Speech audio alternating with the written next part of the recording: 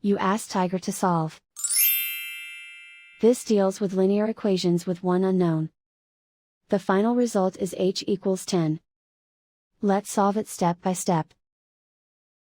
Group all h terms on the left side of the equation. Add 3h to both sides. Group like terms. Simplify the arithmetic.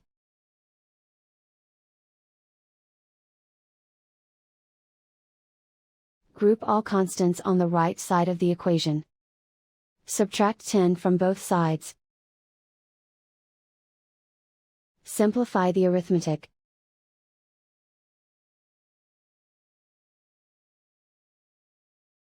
Isolate the h. Multiply both sides by -1. Remove the ones. Simplify the arithmetic.